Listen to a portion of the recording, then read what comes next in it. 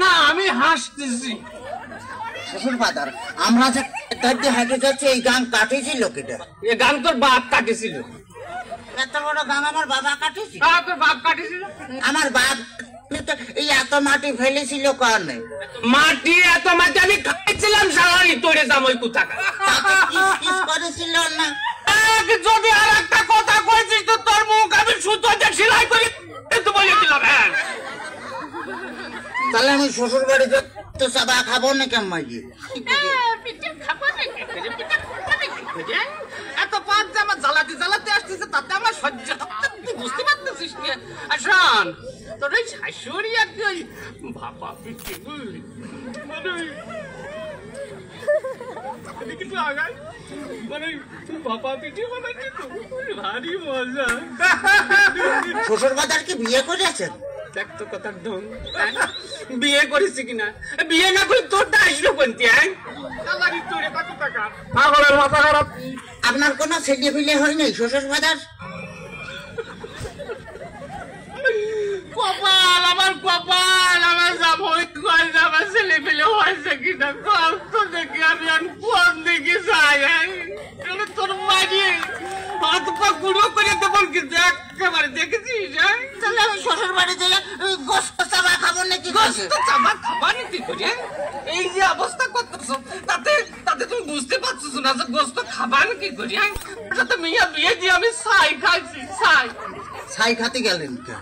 আমার কাছে কলেই তো 10 কেজি চাল পাঠা দিতাম।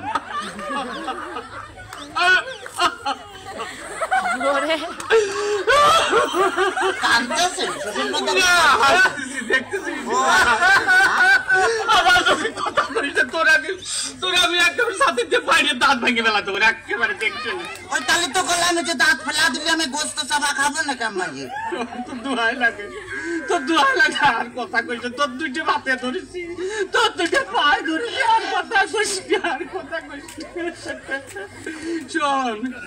শোনে ঘটনা আছে কি যে এভাবে জ্বালাতন যদি করিস তাহলে আর আমি পারবো না। আমি 68,000 গ্রামের মেয়ের বাপকে বলবো যোগো মেয়ের বাপরা তোমরা আমার মতো এইরকম হারামজাদা সওয়ালের সাথে বিয়ে দিয়ে না। বিয়ে দেওয়ার আগে ভাবিয়ে দেখবা যে সেই মেয়ের জামাই ভাত কাপড় দিতে পারে কিনা, জামার বাড়ি ঘর দূর আছে কিনা, জামাই ঠিক মতো মেয়ের পাশে মানাই কিনা, তারপরেই তোমরা মেয়েকে বিয়ে দিও। শ্বশুর ফাদার, আপনি কি যাত্রায় অভিনয় করতেছেন?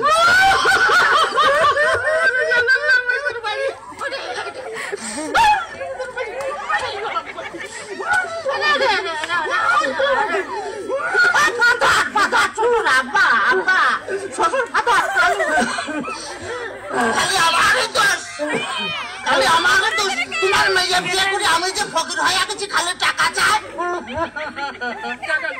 খালি টাকা চাই। আজ 1,000, কাল 1,000, পরশুদিন 5,000, তারপরে 10,000, খালি টাকা চাই আর টাকা চাই। তোমার মেয়ে আমার ফকির বানা ফেলেছে। ফকির বানা ফেলেছে?